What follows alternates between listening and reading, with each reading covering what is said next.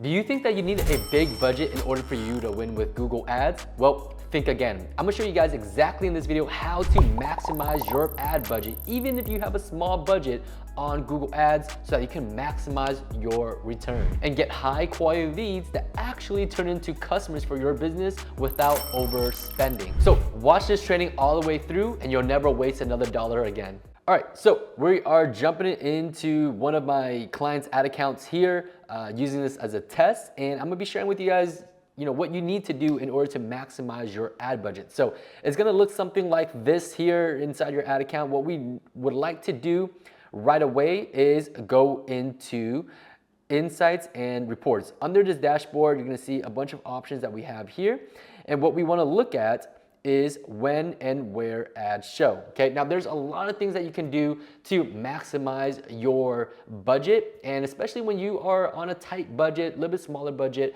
we want to be able to maximize every single dollar that we are spending, and we don't want to waste any money on testing, experimenting, and things like that. Now, we have a lot of clients that we work with personally where we help clients scale from a small budget and they increasingly get to their big budget, right? And spending, we manage anywhere between $500 a month all the way up to hundreds of thousands of dollars per month. And we've helped lots of clients scale to that amount, right? Now, obviously, if you are just running Google Ads, maybe you haven't seen that much results, you're likely not willing to put more money into something that's not generating you a high ROI, okay? So I'm gonna show you guys exactly how to do this. So in order for that to happen, we go in here, we're looking at when ads are showing, okay? In here, we're seeing what are our best days and things like that. So without giving you guys too much information about what my clients' ad accounts look like here, we can kind of take a look at let's look at conversion rate, okay? So we look at conversion rate, we see that Thursdays, Tuesdays are converting really well. And if we scroll down all the way down here, let's take a look at where are we least converting, okay? We have Mondays from 7 to 8 p.m. Now we can dive in a little bit deeper and actually go by just days here. Oh, there we go, it looks a lot more cleaner now. So from Sunday, so all 7 days, okay, as you can see here, my client, this specific client only runs ads from Monday through Friday mainly, okay? And as you can see, we are converting, average conversion rate is 21%. We've spent close to $100,000 in total, which means we have a lot of data on what is working, okay? And conversion rate, 21%, our cost per lead is $120. Now this is for a law firm, so typically the cost per lead is gonna be generally a little bit higher, and that's okay. Over $100 or $120, we can actually take that because an average case for this law firm is $3,500, okay? So we would take leads at $120 all day long. Now, if we look at what days are doing well, as you could see here, pretty much all the days except for Tuesday, okay? Except for Tuesday, we're only converting at 11%. Our cost per lead here is at about $200 for one single lead compared to every other day where we're averaging only about $120 per lead. So that tells me for whatever reason, the market on Tuesday is just more competitive. I don't know, maybe people wake up without their coffee on Tuesdays more often, I don't know, but they're just not converting, okay? They're not converting into leads for our business. So what we could do by knowing this data is that we can turn off Tuesdays, right? Which we probably already did. As you can see, we've only spent $2,100 to quickly find out that this is not a good day for us for whatever reason, okay? And all the other days were spent over $20,000.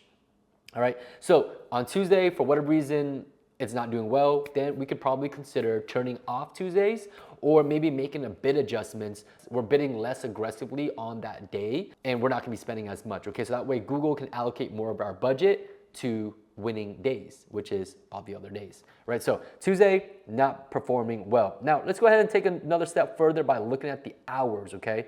So as you can see here, from 8 a.m. all the way to 8 p.m. is what we've seen ads, ran our ads for. And as you can see, we kind of stopped it from 8 a.m. to 12 p.m. I believe this was on the per client requests. But generally throughout the day, as you can see, we start our ads at 12 and we do pretty well all the time, right? From 12 to 8, we are converting at about 20%, except for between the hours of 7 to 8 p.m., where we're only converting at about 15%, and our cost per lead is slightly higher at $150. We have a 1 to 2 p.m., which is probably like during peak hours here. Looks like right after lunch at $140. So between 7 and 8 and 1 and 2, that is our highest cost per lead. You know, if you go into your dashboard and you look in this section and you see that a day or a certain time where the cost per lead is just significantly higher and your goal is to reduce or cut your costs, then these are hours that you can consider turning off, days that you consider turning off, or maybe just making a bid adjustment so that you're less aggressive during these specific days or specific times so that you're maximizing your budget on what's working. So for us, I mean, we could turn off the hours between 1 and 2. We can turn off the hours between 7 and 8 and, try to cut costs there. But even then, $140 and $150, if we're willing to live with that cost, then we can leave it on, okay? But if it's something that's significantly higher, let's say the cost per lead is $500 and we know that our average cost per lead is only $127, then we can probably consider it's a pretty good indicator that we can turn off that specific day or time or whatever's not working, okay? So that is how we look at our days and hours and optimize that to maximize our budget. Now, let's say that we have this data now, we want to make those changes. Where do we go? If we scroll down here, we go into our ad schedule. We can then see that we are running our ads from Monday through Fridays from 12 to 8. So if for whatever reason we want to be less aggressive on the Tuesdays here. So as you can see, if we're on an all-time frame, we are only converting at 10%. And we will only spend $1,700 here. But just for the purpose of the video, we are only converting at less than 11%, I should say. Our cost per lead is over $200 compared to everything else, which is around $120. So this is almost significantly higher, almost $100 more. We can be less aggressive by doing a bid adjustment. So I would decrease it by, let's say, 15%. So what this is telling Google, we want to bid 15% less than, what our bidding strategy is. If we are bidding $10 per click, we're basically taking 15% off of that, okay? So whatever that is, $1.50 less from what we are bidding, okay? So that's pretty much what the bid adjustment is. So 15% off on Tuesdays because we just know that that is our least performing time. Now, the next tab that I would look at is search terms. I would go in here and make sure that all the keywords that we are targeting or all the keywords that are triggering our ads are relevant search terms, okay? A lot of times you guys are running ads and a lot of clicks are coming in, a lot of traffic are coming in, but nothing is leading into a conversion. And the reason for that is because you're just simply not cleaning your traffic. You don't have clean traffic clicking on your ads. And this could be for a number of things. You have broad keyword targeting. You're generating a lot of traffic that's coming in and it's just not relevant for your business. So I would take a look at your search terms, right? And look at the search terms that are being searched that are triggering our ads. And I would take a look at whatever is not irrelevant, or whatever is irrelevant, I should say. So the word, for example, the word affordable criminal defense attorney near me, right? So let's say that we are a criminal defense attorney and we are generating leads, but a lot of these leads cannot afford our services for whatever reason. You're just hearing, hey, cannot pay for your services. I will look at the search terms and maybe we don't want to target the word affordable. So maybe we want to add the word affordable as a negative keyword. So we could add it as a campaign and we can put it as a phrase match like this, or we could just type out the word affordable and leave it as that, right? Anytime someone searches up the word affordable that has to do with our ads not gonna show up because we are limiting that. We are now excluding the word affordable, okay? So we scroll down a little bit further. Is there anything else we can do here? We have costs. So generally, looks like here, all the search terms that we are getting are pretty relevant. So as you can see here, if criminal lawyers that take payments, if you don't provide payments or whatever it is, then just go ahead and add the word payment to the negative keyword. You don't have to add the entire keyword here, criminal lawyers that take payments. You can just add the word payment and it'll get rid of that whole entire search term, okay? So don't worry about adding the whole entire search term, just add that specific word to your negative keywords. So it's really important to have extensive negative keywords because, like I said, you want to keep your traffic clean.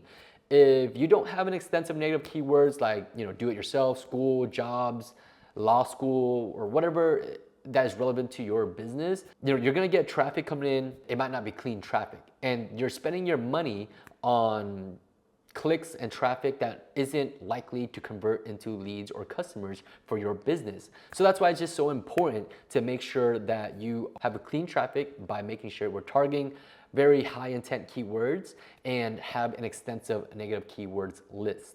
Okay. Now, if you are a local business, for whatever reason you don't want to handle this, you maybe tried it, didn't really work, and you want experts to just take over for you, then I'm gonna leave a link in the description below this video so that you can schedule a call with me and my team. We've managed over $13 million in ad spend in the time of recording this video for across different industries. We already have a working, proven method and system. So we would basically plug that in for you, and you will start seeing phone calls and generating new customers within that same week of turning on our campaign. So if you are interested in running ads and just having someone take care of that for you for your local service-based business, then schedule a call with me and my team below, and then we can see if we would be a good fit for each other. All right, so another tab I would look at is under the audience keywords and content here, and I like to just go through all the tabs, to be honest with you, and just look at the data. Look at what's working, what's not working, and it's very simple. Turn off what's not working, leave on what is working, okay? It's very simple when it comes to optimization.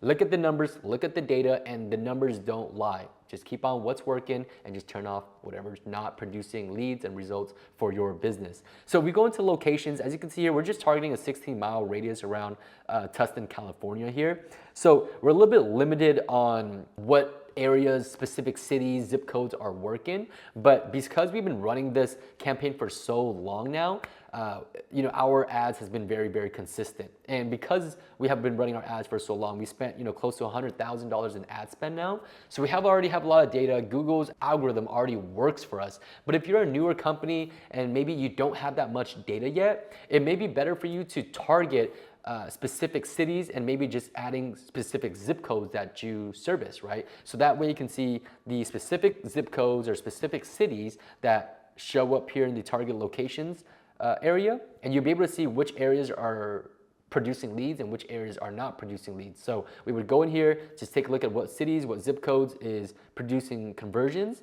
and leave those ones on, and then we can just pause out the ones that aren't working, or just set some sort of bid adjustment. Okay, we can do a decreased bid adjustment on that specific area. And like I said, again, we have spent close to $100,000 on this specific ad account. We've already pretty much been grandfathered in with our Google's algorithm. It just knows what's working and exactly what we want. That's exactly how we've been able to achieve over a 20% conversion rate here. And our average cost per lead is $125 for our criminal attorney here. So for industry standards for law firms, it's gonna be anywhere between 8 to 12%. So the fact that we're converting at 22% is an extremely high conversion rate. All right, so another tab here that we could take a look at is the audience tab. Now, depending on your business, you may want to target people based off their age, their gender, or their household income. Okay, so age, you're targeting an older demographic. Obviously, you don't want to be targeting, people that are 18 to 24 years old. And then if your product is related to male or female, you may want to be more specific with that. And then lastly, household income. You can target people based off how much money they make, right? So we can target people based off of, if they're in the lower 50 percentile, and these are people that maybe make less money, then you can pause that out. So for those of you that are maybe targeting, homeowners, people who own homes typically have more money in order to own a home. So with that psychology or with that thinking, we could easily turn off the lower 50% household income, because these are people that make less money. They're more likely to be renters instead of homeowners, okay? So that's just something for you to think about. But again, just go into here, take a look at the data, and if you see anything that's significantly higher or just stands out to you, then maybe we gotta pay a little bit more attention to that. Do we need to pause out that specific demographic? So like I was saying, just go through all these tabs. I'm not gonna go through the search keywords just because we don't wanna share our best winning keywords here on the public YouTube video, but just go through all these tabs. Even in the assets, you can take a look at the assets, see what's working, take a look at your ads, which ad copy is producing and which is not, which ad groups, and all that good stuff.